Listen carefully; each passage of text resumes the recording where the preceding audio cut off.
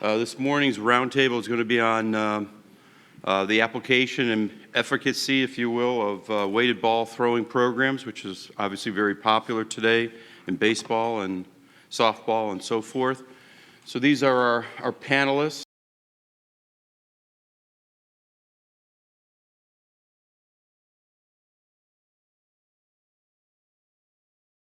So when we talk about the weighted ball, as far as an introduction, it's you don't have to go very far to see a lot of information on this on the internet and just social media and just really on TV, whether it's Showtime or HBO or ESPN. So weighted ball throwing actually has been around for a long time. Raphael is going to address this in a few minutes, but it really started in the 80s in Hawaii with Coop Duran and some other individuals. So, and Coop used to come to this particular course, friends with Dr. Andrews, Glenn Fleisig and myself, and was really a pioneer with overweight and underweight throwing. So when we talk about it, these are a couple of videos from Mike Reinhold and his clinic in outside Boston.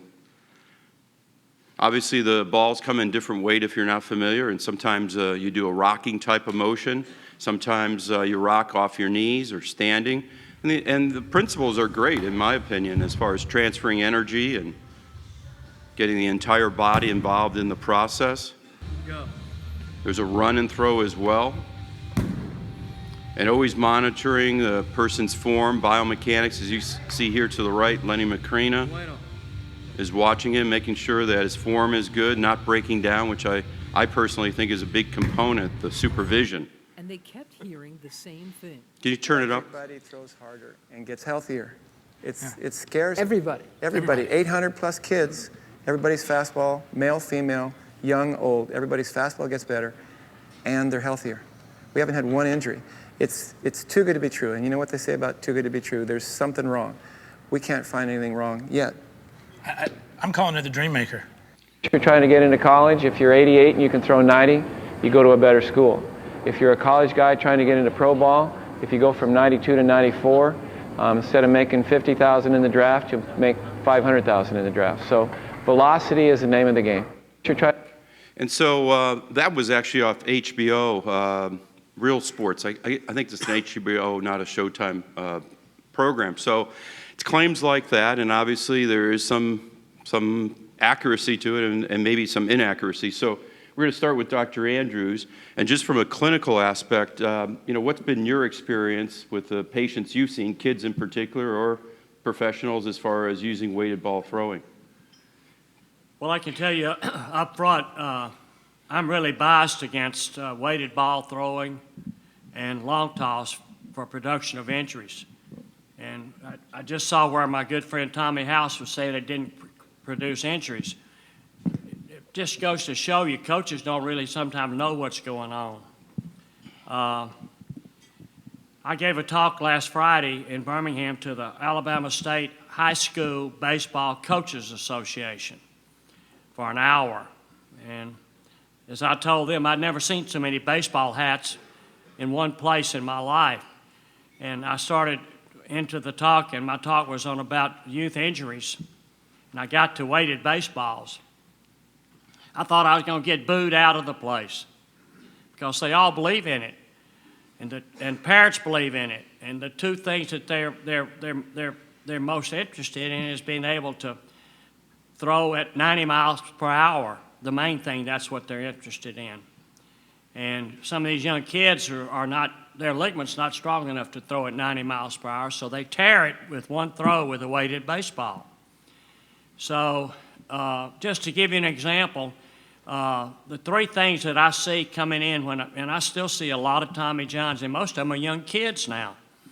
And the three things that are usually when we take the history, the three things that they've done to tear their ligament, number one is weighted baseballs. Number two is long toss, and number three is showcases.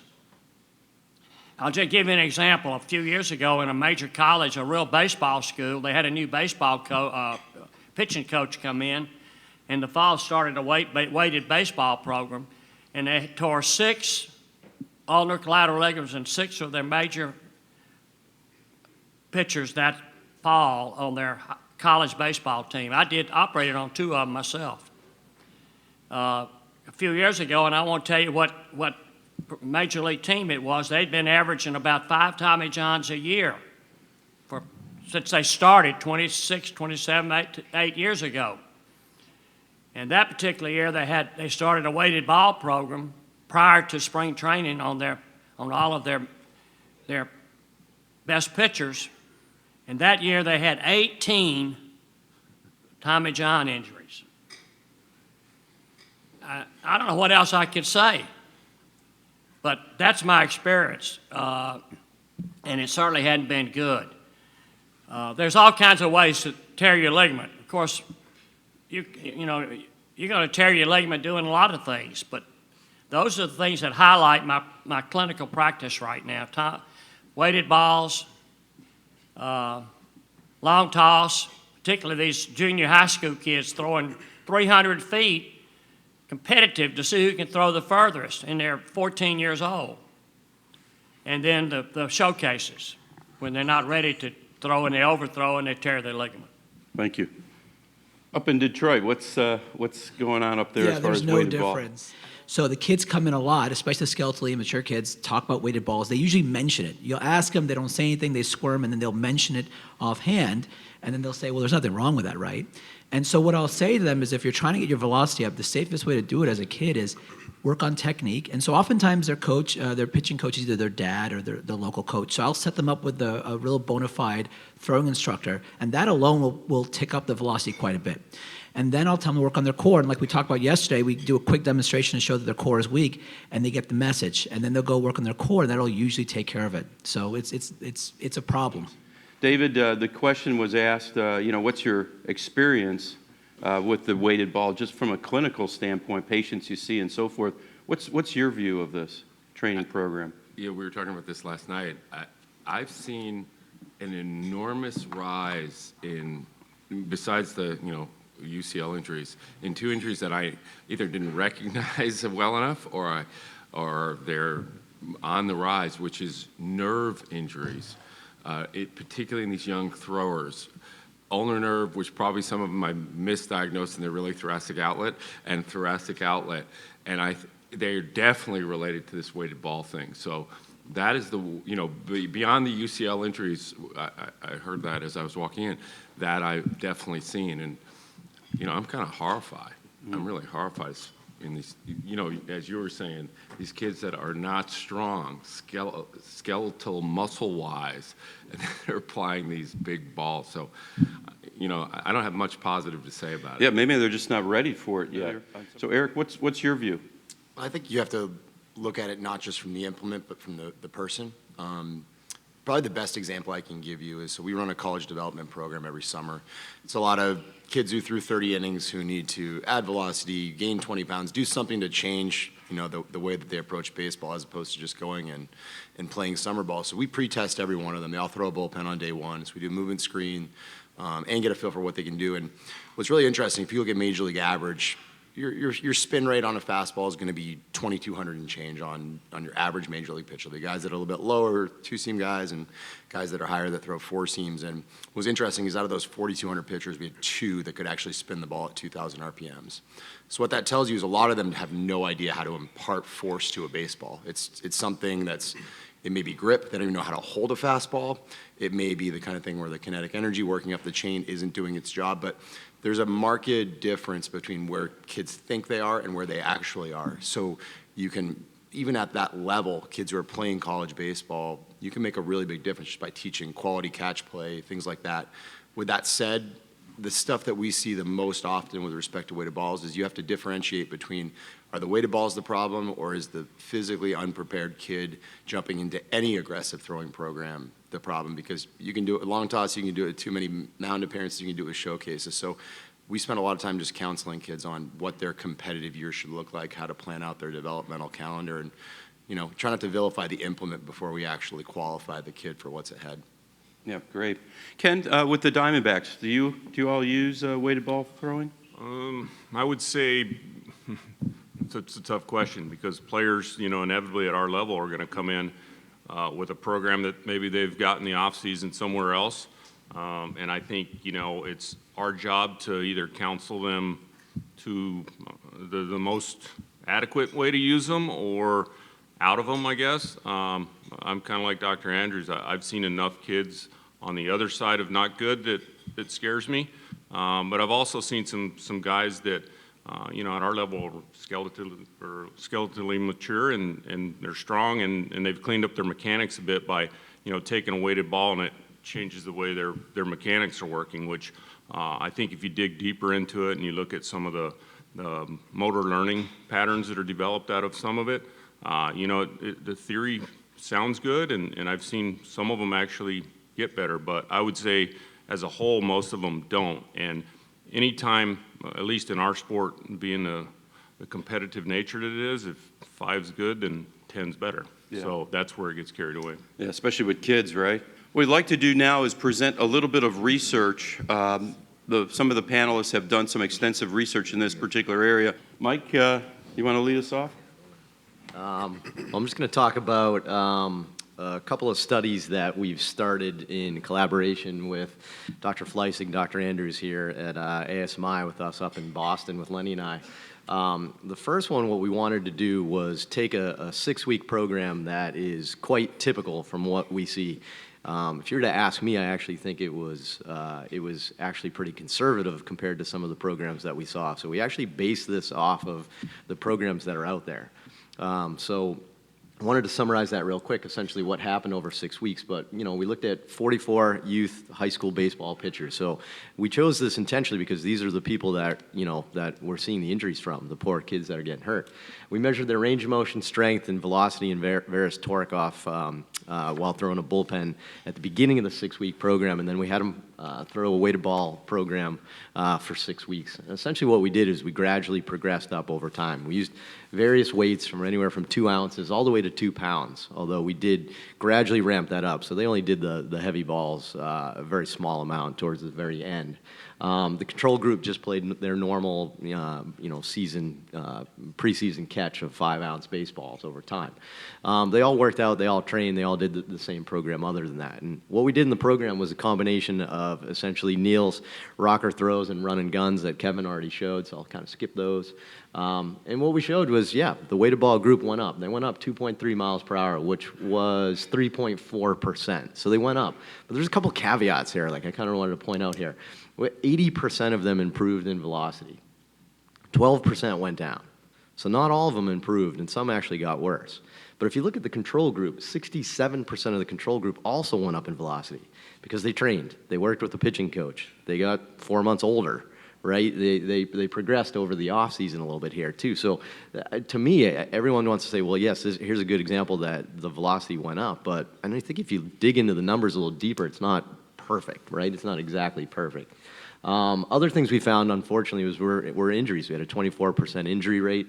2 of them happened during the program, and we were very conservative. So if you had some elbow pain, you saw a doctor, we just pulled you out, shut you down for a while, but, that's significant. But 2 of them happened in the season afterwards. And I think anecdotally, that's what we're seeing for the majority of our injuries. It's not that they happen necessarily during the program. Maybe that's why Tom House doesn't see any injuries. They happen the season afterwards, after they have some physiological changes. And I think that was the big finding of our study here, was that range of motion increased. So they went up on average, I think it was about 5 degrees of external rotation. But 2 of those injured players actually went up over 10 degrees, right? So we kind of saw a correlation between the amount of external rotation, that layback that they got. No change in the control group. Another interesting point with strength is our strength in our control group actually went up 13% in their rotator cuff. We were ecstatic, right? Our programs work. That's awesome. They did not go up in the weighted ball group. You can actually argue that the amount of throwing they were doing with the weighted balls actually inhibited potential strength gains. So another interesting kind of finding. So in summary, with the 6 weeks, they went up a little bit, but they also gained external rotation. And that potentially led to some injuries with this group. That was alarming. So the second phase of the study, what we wanted to do now is we said, okay, after 6 weeks, if we know weighted balls increase layback, maybe it's, like Eric said, not quite all the implement. Maybe it's how we're applying it. So let's play with the dose a little bit. Let's play with the different weights of balls. And what we did is we looked at the acute effects of throwing a ball. And we're actually about to get this published in Sports Health as well. But we had 17 high school players, again, mean age is 17, and we had 3 test days. essentially an underload day, a light overload day up to 9 ounces, and then a heavy overload day. And what we wanted to do is we wanted to measure their range of motion before and after in one session. That's what we did. So they threw a total of 27 throws. And this is the graph. It's kind of hard to see with the numbers on there, but this is the graph of the gain in range of motion. But in the underload group, there was no gain in range of motion. In the light overload group, there was a significant increase in layback of about 4 degrees. And in the heavy group, it was almost a 10-degree increase in external rotation after 27 throws. So we published a study, 15 years ago that showed that you did not gain external rotation after a bullpen, but just 27 throws with weighted balls, you gained 10 degrees. And Lenny and I were measuring it, and we bring the kid back, and we'd be like, oh shit, right? I mean, we actually said that to ourselves, in the middle of a program. We're like, we better stop these studies, in a certain way. So, yeah. Is it the ball? I don't know. Are we overdosing, right? Is Advil bad? No. But, if you take a whole bottle of it, maybe it's bad. So I think we're learning that. But I think what we showed in our studies that there are physiological changes that doesn't work in everybody. It's not perfect, right? And it does relate to injuries. So I think we just have to, we have to understand the science and just realize that that's real. Good. Next, we're going to hand it over to Glenn Fleisig. Glenn's going to talk about his biomechanical study that was performed. Thanks. At about the same time we were doing this training study, we also did a lab study, also published in Sports Health. And we were, in our biomechanics lab, we were trying to test 3 different hypotheses that if we use the lighter baseball, the ball velocity would go up. If you use the lighter baseball, their biomechanics of their arm and their trunk speeds would go up. And if you threw the heavier ball in the program, your arm forces and torques would go up. And so what we did was we had 25 high school pitchers and college pitchers. They were all healthy. They were experienced with the weighted baseball program. They threw 4, 5, 6, 7. That's supposed to be 1 pound and 2 pound, the yellow and the green, but they actually weighed out as 14 and 32 ounces. We didn't really want to go below 4 ounces. I'm not comfortable with that. And of course, the 5 ounces, the normal ball. Anyway, so they had pitched on the mound in our lab with the 4, 5, 6, 7 ounce ball. They also did that run and gun that Kevin showed, where you run up and throw as hard as you can with all the balls. And then with the 1 pound and 2 pound ball, they did the flat ground hold throw. So you know what a pitch looks like. This is one of the guys pitching up from the mound.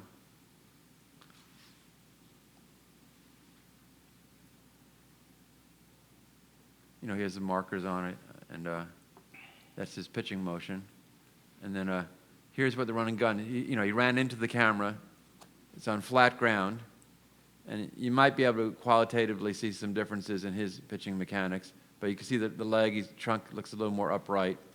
And then, and this is the hold. Now watch this. He's either the 1 pound or 2 pound ball. I don't remember which he's holding. This. It looks like the 2 pound ball. And you don't run up with this one. You just start like on a pitching rubber on a flat ground. And you do this motion. The ball's heavy. He holds it closer to his head. And then he holds on to the ball and doesn't let go. Is he shorter, too, on his stride? He looked like he was more upright, shorter, everything. Yeah, exactly. Okay. So, yeah. So anyway, we measured all the differences. Closer to his head, too. Yeah, right. The ball's so heavy, he has to hold it closer to his head. Like a football. Exactly. Yeah. So anyway, so we measured the biomechanics to show these things that you guys were just observing. We measured the velocities, kinetics, and positions. And from a body point of view, there was the 4, 5, 6, 7 ounces. There were very few differences in how their body was. But there were differences between the flat ground run and gun mechanics and the pitching mechanics, as expected. And there were significant differences, as Dr. Andrews and Kevin were just saying, with the heavy balls. Essentially, all the mechanics were different with the heavy balls. The arm mechanics, the legs, everything. So, as expected, when they threw the lighter ball, the ball velocity on the radar gun was faster. When they threw the lighter ball, as hypothesized, their arm actually moved faster and the trunk moved faster. When they threw the heavy ball, the arm forces and torques were less, not more. And that was against the hypothesis or against what people think. And as Kevin put in red on a blue here, it's hard to see, but Isaac Newton said force equals mass times acceleration. So what happened was that when they throw a ball that's a little heavier mass, you would think the force would go up, but the acceleration we measured went down a lot. So when you multiply a ball that's a little heavier mass with a lot less acceleration, actually the force went down with the heavier balls. So in conclusion of this study, the 4, 5, 6, 7 ounce balls that we tested seem reasonable, like variations of a regular ball for mound and flat ground throwing. Less than 4 ounces, I'd be concerned that it'd be too much of a spike, like throwing a wiffle ball or tennis ball might be too dangerous. And then the value of the 1 pound and 2 pound balls, the holds, this study did really not show what the value of them would be in the program. Great.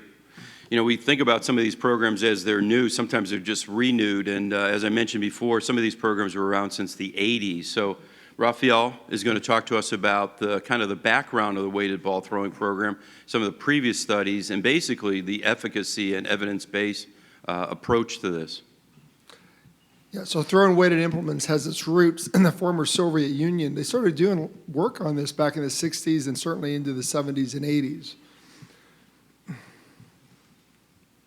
So you can see this is kind of a summary of some of the studies. They began as early as the 1960s, so like 60 years ago.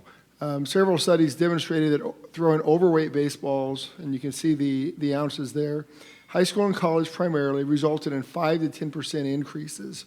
So that kind of prompted, well, Dr. Andrews, Dr. Fleisig, and myself to publish a paper in 2000 on this in Sports Medicine, kind of summarizing a lot of the research and what they found. And Coop Durin was mentioned out of Hawaii, and he's probably done the most extensive work on this, long-term work, and followed these players for a while, and really found optimal throwing to be within 20% of the weight of the baseball. So that'd be the 4 and 6 ounce that Dr. Fleisig was talking about. So there's some of Coop's studies up there, just so you can see them. He published in 1990, 1994. And he patterned them after the Soviet Union. And that's basically what the Soviet Union did, is they used a 2-to-1 ratio of throwing weighted, which is your overweight and underweight, baseballs to regulation baseballs. And they reported a 4 to 6% increase in ball velocity, very similar to what Dr. Reinhold just mentioned a little bit ago in their study. So what's clear from these studies is that in just short amount of time, 6 to 12 weeks, that ball velocity certainly does go up, typically 5 to 10%. What's unclear is how long these improvements last once the throwing program ends.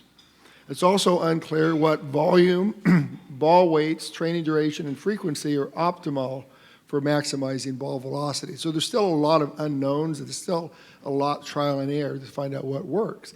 It's also unclear if these deleterious effects of throwing weighted baseballs could adversely affect performance. And that's what Dr. Fleisig and his group started looking at, is it throwing off your throwing mechanics, and what's it doing there?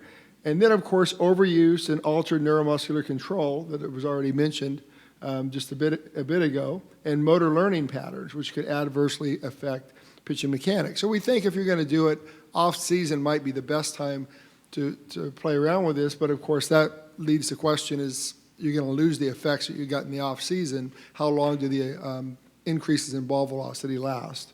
So that's really difficult to know.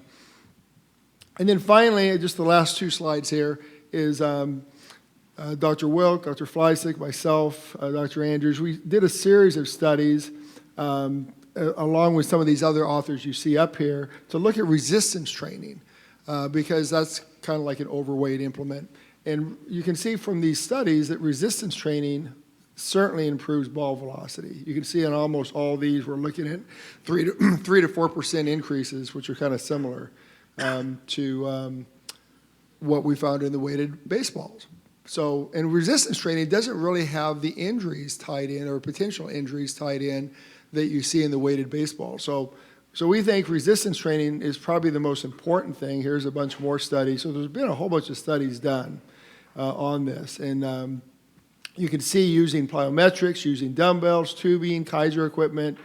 We used all these in our studies that we did.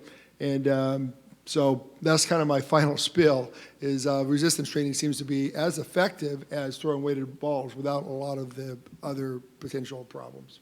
Dr. Andrews? Let me throw one other concept out there, and I'd like David to comment on what I'm thinking to see if you agree. But the big problem is what is the strength of the ulnar collateral ligament? How much stress will it take at different ages? And we tried to figure that out some years ago. Glenn, maybe you could comment on that. But baseball, as I look at it, is a developmental sport. The arm gets bigger, the muscles get bigger, the bones get bigger, and the ligaments got to get stronger as you grow up and play baseball. That's why you need to throw a baseball to be a pitcher when you're young, but you don't need to overthrow. I think that the ligament develops and gets stronger, and I can't prove this, but about to age 26. And the problem is these high school kids are all different. And we found out in the lab, Glenn, you comment on this but the average kid in high school, adolescent, redlines his ligament at about 80 miles per hour. If he gets to 85, it's suspect. If he gets to 90, you go beyond its normal tensile properties. So if you had a kid 15 years old and you're trying to get him to 90 miles per hour by the parents to get a college scholarship, what's normally going to happen to his ligament? He's going to tear it. And the ones that make it are genetically inclined. And their daddies were Major League Baseball pitchers, for example. And their ligaments are in that upper echelon at age 15, 16. Because they're genetically stronger than the other kid that they're playing against. So the problem out there is all these parents that come to see me, they talk about trying to get their kids to throw 90 miles per hour so they can get a quote-unquote college scholarship. But all these ligaments are different. And wouldn't you agree, they don't all just rupture, but some of them just gradually start to stretch out. And that's what you feel in spring training when you do a physical, is they're a little bit loose. And you say, is this good, is this bad?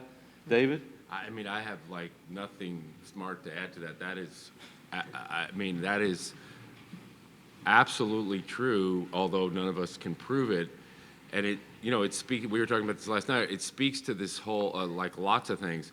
You know, this growth and increased strength of the ligament in response to gradually increasing load is such an important concept that we forget about. That's why we take a year to make them come back after a UCL reconstruction. And we have them gradually throw, like we were talking about last night. Like, why not just have them rest for a year and then throw? Because it would violate the principle that Dr. Andrews just talked about. But that's absolutely true. But it's really fascinating what you said about that peak age. How did you figure that out? That's really cool. You know, that age at 26 thing. I think I dreamed about it one night. I don't know. and I think we've got more positions for baseball pitchers than we've got baseball pitchers. And that's a problem. And then one thing, you know, Dr. Pete Chalmers from Utah gave this to me when we gave a talk at AOSSM. The kids and parents respond really well to visuals. So there's a card, and you can get this online, and it actually charts out how far and how fast is too dangerous for kids based on age. And you don't want to be in the yellow, you don't want to be in the orange, and you don't want to be in the red. So when you show them, I have it in my wallet, I just pulled it out, and when you show this to kids and they brag about how far they're throwing or how fast they're throwing, there's a big reality check about injury risk when you just pull up this card or have it in your office on the wall. Glenn? Let me just add a little data. Yeah, Michael Axe developed that based on some field data.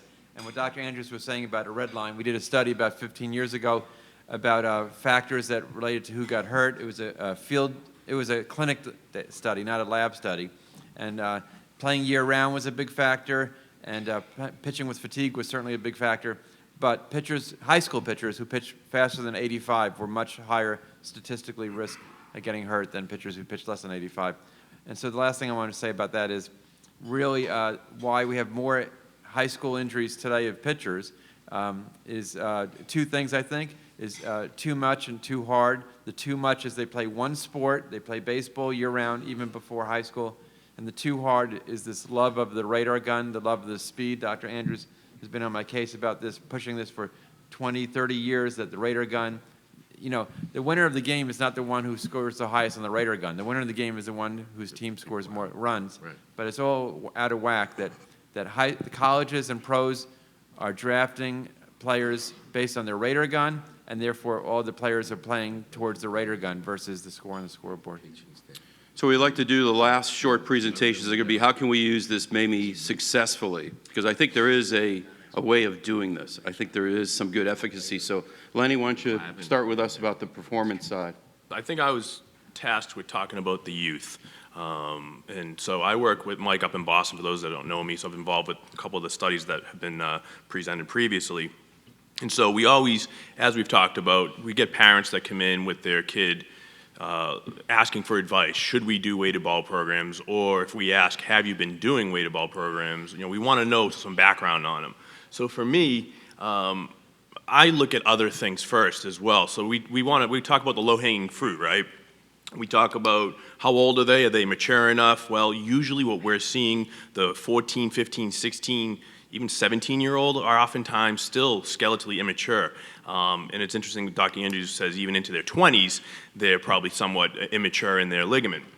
So if they can get a little older, if they can get a little taller, if they can get a little stronger and work on their stride, it seems like they're going to gain velocity anyway by this study that came out in shoulder and elbow surgery a few years ago. So the low-hanging fruit, in my opinion, is just let them be kids and let them grow and mature, and they're going to gain velocity anyway versus this magic bullet, magic pill of a weighted ball. What that being said, I am not anti-weighted ball. We use weighted balls all the time in our facility. It's just a matter of, as we mentioned, we'll go up a little, but it's all in the dosing. Like I will use a pound ball or a 2-pound ball, but it's not doing a 6 or 8 week program, and it's the appropriate person. It's, you know, as Eric mentioned, it's the kid that's a little older. It's the kid that is trying to hold on to his position on his indie ball team or his minor league team. You know, it's not the 17-year-old. So, you know, those are the things that I'm hitting upon. Is definitely not open growth plates, which we know kids are, you know, skeletally immature to at least 14 years old. Even though our study included a 13-year-old. It was an older 13-year-old, and so we decided to include that person. Again, we want to work on arm care, keeping them strong, and then working on their mechanics. I think those are the keys for us in how we utilize weighted balls. So I don't have to talk about our study, that's already been presented. So I think this was an interesting one that I wanted to throw in there because Dr. Andrews talked about the stress on the ligament. And this study looked at the stress, this was in young kids, so this is in youth pitchers, right? So average age of almost 12 years old, and look at the range, 9 to 14. And they threw some max effort weighted balls, overweight and underweight.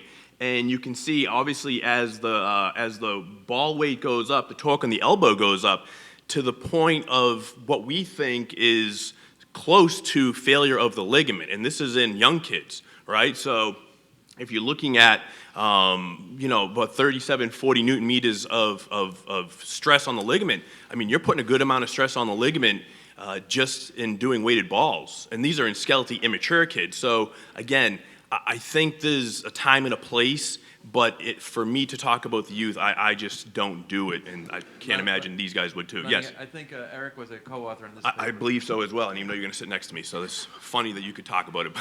Yeah, I mean, I think the take home, I mentioned this a little earlier, is that, you know, each weight that goes up, that torque goes up on the elbow, and then you have to remember, as we talk about, the force on the elbow exceeds the tensile strength of the ligament. So why are we able to throw? It's because we have got other dynamic stabilizers and other structures like the flexor pronator. So as you increase the torque on the elbow with these throwing programs, you're putting at risk the other protectors like the flexor pronator. And when you lose that, now the ligament is basically exposed. What happens if you add fatigue? So we'll talk about that later today, but when you do add fatigue, we did a simulated study around inning 4 or 5. What's interesting, and we'll present this later this afternoon, is that when you ask the kids what their VAS fatigue is, they start increasing their self-rated fatigue after inning 1 of a 7-inning simulated game, which was surprising. And we have shown in a lot of these studies with this motor sensor, the torque on the elbow is tied to the velocity. Doesn't matter what kind of pitch you're throwing, as long as you're throwing hard, there's more torque, which makes sense. However, once you get fatigued, the stress-velocity relationship totally deteriorates. So we see after inning 4 or 5, as the fatigue goes up, the stress goes up, and the velocity goes down. So there's a breakdown there, and that's where that possible tipping point is for injury, and probably some mechanics breakdown as well. Glenn, let me ask you a question. So weighted balls here, the stress went up. In your study, when you got heavy, the stress went down. Right. But looking at the way they were throwing, the stress probably went down because they brought the ball in closer to the head and they didn't have the same mechanics. They threw it like pushing a shot put. And so when you say the stress went down with weighted balls, it wasn't because of the normal mechanics. It was probably because of the mechanics that throw more like throwing a football. Is that correct? Not exactly. When I said the stress went, I hope it is. when I said the stress went down with the heavier balls, I was talking about the 6 and 7 ounce balls. I wasn't talking about that 1 I pound. thought you were and 2 talking pound. about that big heavy ball. No, everything was totally different with the 1 and 2 Yeah, no pound. kidding. But even with the 6 and 7 and 9 ounce balls, the stress went down even though they were throwing with similar mechanics. Why though? The arm speed was slower. The ball, Arm speed is slower. Yeah. So the mechanics are different. They slowed. It looks similar mechanics, but it was just slower motion, slower. Yeah. Kinematics is different. Yeah. So let's wrap this up and then open it to discussion. So one of the things that I've used in the clinic for a long time, more years than I can remember, maybe 25, 30 years, is what this gentleman is doing here after his UCL reconstruction. So he's about 5.5 months, probably, if I can remember correctly. That's a 1 pound ball, and what he's doing, instead of high intensity training, he's just doing sub-max. And I think the panel has brought this up several times, is we try to ramp up their perceived exertion gradually. And I think that's a key component to what's happening with the graph, hopefully even muscle. One of the problems I see with kids as well is they miss transitions. And I know Dr. Andrews is a big advocate. We've always been that you have to do plyometrics before you start a throwing program. It's your transition. It does a lot of things in my mind. It gets your body ready for throwing. In this case, he's not using his legs. He's just doing a 2 pound throw square to the plyo back. But the point of the story is that we want to gradually increase your strength. And by increasing your strength, hopefully the load on the ligament is less. Never skipping a step. My problem has been with some of the kids that we see in the clinic is they really don't do training. They do performance training. And they skip a step. And Eric mentioned that, and everybody's mentioned that, Lenny as well. I think it's really important for all of us as clinicians, practitioners, or whatever your expertise is to make sure it's been a graduated program. I know a lot of pro teams use weighted ball throwing programs, and they're big advocates. They love it because it has shown performance, but they have eyes on the person. I think the problem is the kid who goes in the backyard, and as I think Mike mentioned it before, it's not the Advil, but it's the bottle of the Advil that's the problem, is they want to do more, because more is better, and that's the philosophy. What I like to do, I know Stan Conti's in the audience back there. At least I saw him earlier. I don't know if he's... Hey, Stan, can you go up to the microphone a second? And I'm going to ask you a kind of a direct question, then we'll open up to the floor and the panel. But Stan, you studied the UCLs extensively, both primary injuries, how many people have had it. Have you ever looked at UCL injuries and how many people did the weighted ball throwing program? No, I don't think anybody has actually done that. The really key study that we've talked about but not done is really surveying the youth baseball to actually get an idea of how many people have actually tried it. It's difficult to do at the high school level, and you need a pretty good sample size.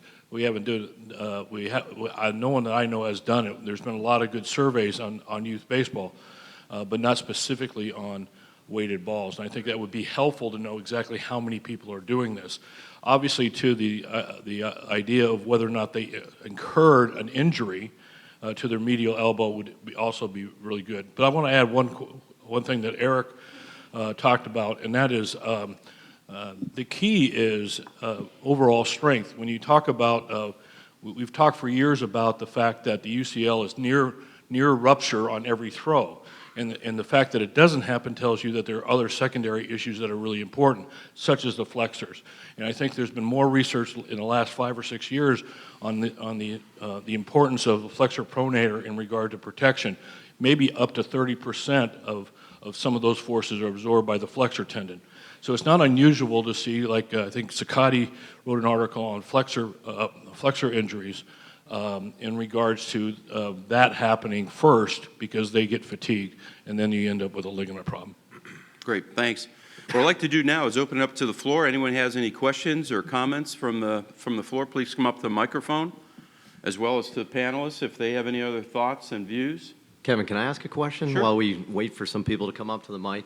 There's a divide right now between the medical and the coaching communities. I think we kind of all know that, right?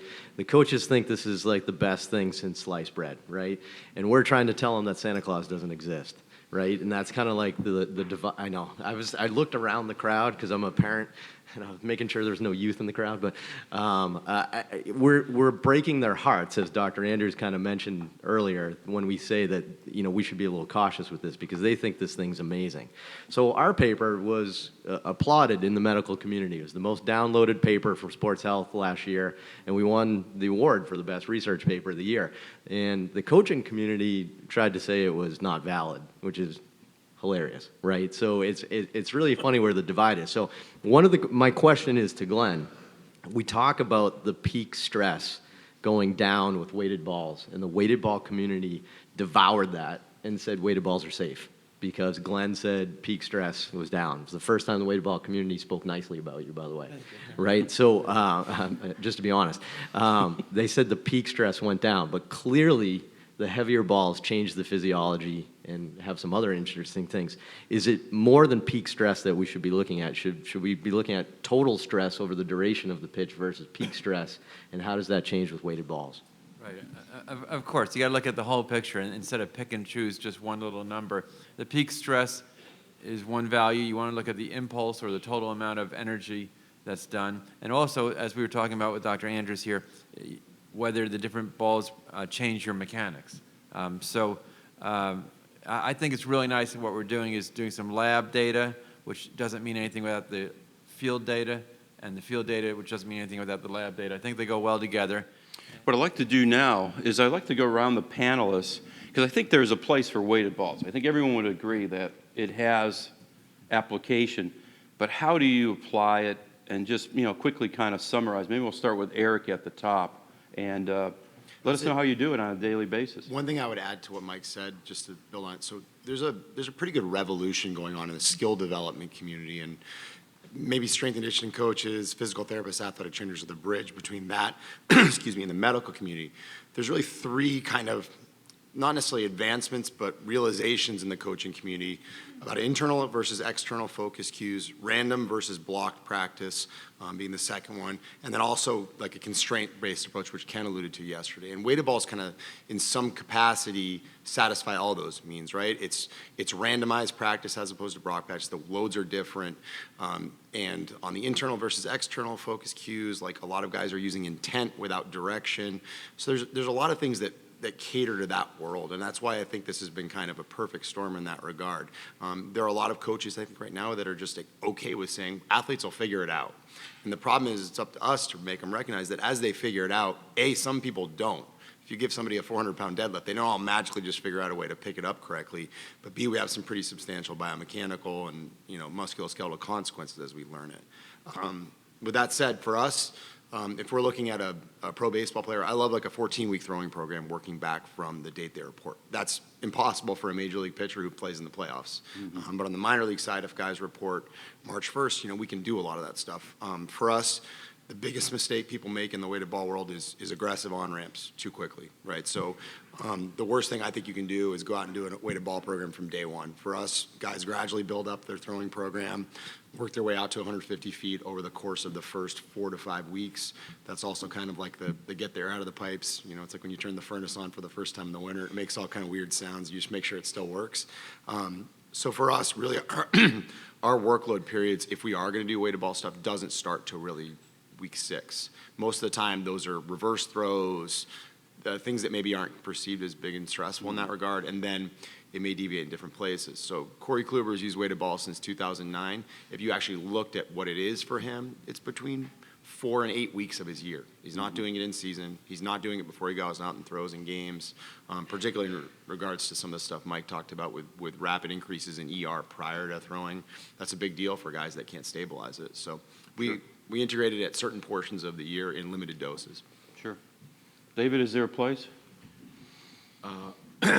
Well, there's no question that, applying careful loads to, as we talked about, the muscles and the ligaments can help make them stronger. I think the take-home message from Glenn's study, which is very important, but as Mike pointed out, can be easily misinterpreted, is that the arm speed and, right, Glenn, the ball speed was the velocity was less. We all know With the heavier that. ball. Yeah, no, I know, but the velocity relates to load and injury. So if the only way you can interpret Glenn's data and say it's safe is if you keep the arm speed and the ball speed, the weighted ball speed lower. But we all know, we see kids trying to throw those heavy balls with a radar gun at those normal velocities. So Glenn, I think you need another arm of your study to really, not let the coaching world get too far astray, where you're having the kids throw those weighted balls at what they consider a competitive velocity, and then see what happens to the forces. And I think Dr. Andrews and I would guess that you're going to see the force curve go boom, and that's a very important message, I think. Yeah, I thought Eric did a great job of kind of summarizing a lot of my thoughts, because there's a huge revolution right now in the skill adaptation world.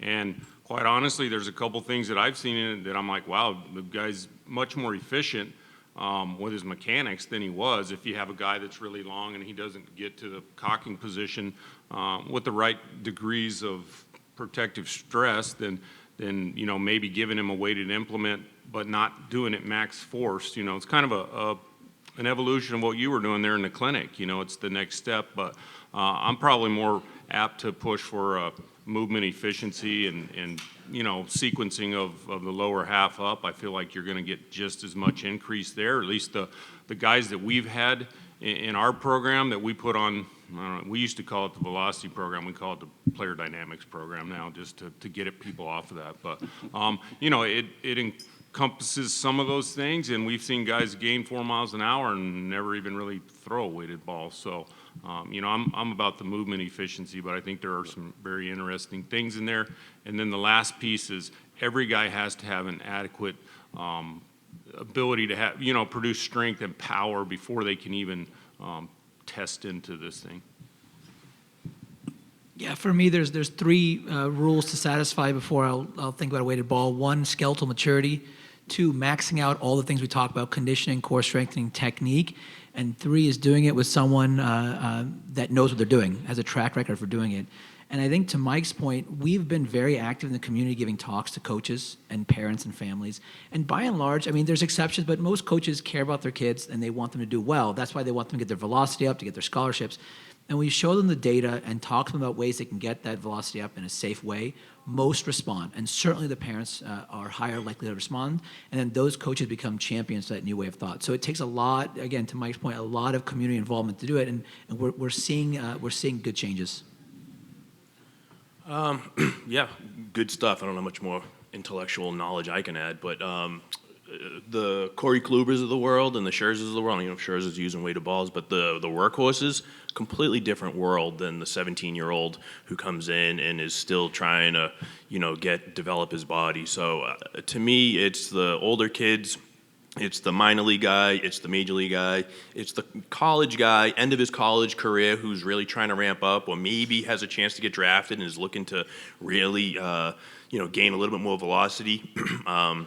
But also works out and takes care of his arm and gets some arm care and maintains his range of motion, which Mike talked about, I think, yesterday, is, do we have baseline measurements on these people? Whenever anybody comes into our facility, we look at their range of motion and strength, basic stuff, and we use a handheld dynamometer. So if their ratios are good, meaning their ER to IR ratio is about 65%, something like that, then we would consider it, you know what I mean? But if their ratios are way off and they look awful in their external rotation or internal rotation or even their flexion that I'm going to talk about in a few minutes, if all that is off, then there's so many other things that we can work on to help improve the athlete. So yes, we use it. I like the reverse throws as well that Eric talked about. Even just like Kevin showed in his video, 1 pound ball into a wall or a trampoline as some way to kind of get a warm up to the body, knowing from our study that they're going to probably gain some range of motion in their shoulder and also stress the elbow. So if we're ready for those implications to occur and get changes potentially in the soft tissue and they can handle it, then by all means, let's do it. But 16-year-olds, I can't bless it right now. Raphael, help me out with something. When we weight train, we don't weight train at 100% intensity, right? Correct. At least most people don't. Repetition max. So why do we throw a ball as hard as we can in training? Wouldn't we get the same effect if we threw at 60, 70% repetition max or perceived exertion? Well, I think within a year-round periodization program, you're going to vary your volume, your intensity, your frequency, duration. All that's going to be varied where there's periods where you go close to 100%, there's periods where you go less. So I think that's a big challenge is manipulating the fit variables, the right volume, the right frequency, intensity, time of doing all this, the weights. I guess let me ask the question more specific. In a 6-week training program, if you threw the balls, the 2-pound ball, the 1-pound ball, at 60, 70% effort, would you get the same effect, you think, or close, as if you threw it as hard as you could, without the risk? Yeah, I don't think you would get the same effect necessarily. If you're doing resistance training with 60%, you're training more endurance.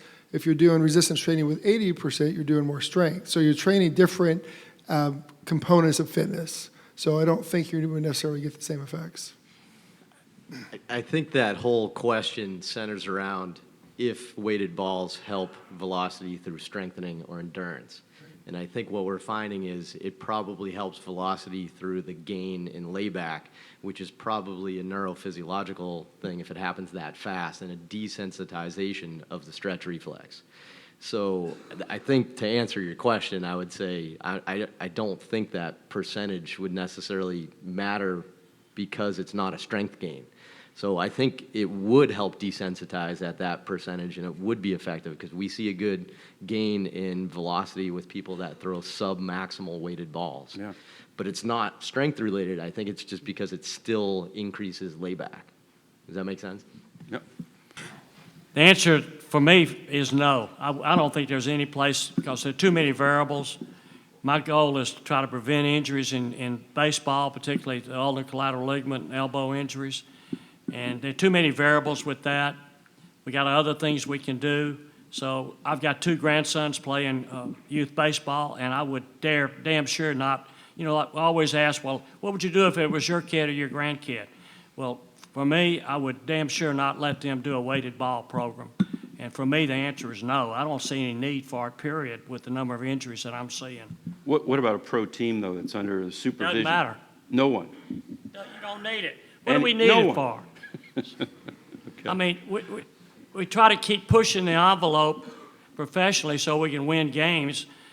And if there's any incidents of increased injury, it's not worth it. Yes. My question, I know a lot of people in this room are dealing with the high-end athlete. I think probably a lot of people in this room also deal with the high school and then the youth programs. That drive that you were just talking about, that's prevalent, if not pervasive, in the youth sports.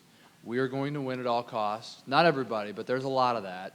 And so my question is there a video or an educational resource that can be used for coaches at any level, especially the lower levels, that kind of explains some of this stuff to them? MLB has a Pitch Smart program. In regards to weighted balls, I think it needs to be updated too, because I don't think we have that information on there. But it's a pretty base type thing that's good for coaches. So, Kev, I think what happens in these kind of settings where we have this tremendous number of super smart people, there's we've just laid out I haven't laid it out, but you guys have laid out a very coherent pattern of doing this correctly, with whether you use weighted balls or not. But we have to realize and I think Dr. Andrews keeps injecting a dose of realism to our kind of theory, which is what really happens is the kids or the parents feel the kid needs to get to a number, as you said, and they want to get to that number. And anything they can do to get to that number quickly. So they don't want to do all the steps necessary to do it correctly. Honestly, they just want to shortcut it. And that's the problem we have. Yeah. And I don't know how we deal with it. I don't have the answer. But that's what I see in my clinic. I see, and Glenn went to Horace Mann. I see some kid, like you talked about, Jimmy, whose parents are lawyers and bankers, and they've never thrown a ball in their life. And they, expose this little skinny kid with no genetics and no basic muscle structure to this because they think it's going to get them to that end point. And I don't know how we change that. I think we need more science, obviously, and we're trying to do that up in Boston with Mike and I in our study with ASMI. So we have the second study that's coming out in sports health, and the third one that we're doing. We're collecting data right now down here. We're in Birmingham, looking at the biomechanics of the throw with and without weighted balls. Or without weighted balls and then throwing weighted balls and then looking at their biomechanics after that. So we need more science and more data to show the effects of weighted balls and what exactly is going on. So hopefully we have more, a smarter approach. Unfortunately, it's 8 o'clock, or fortunately. So we need to end the panel. I want to thank everyone for their participation as well as you all.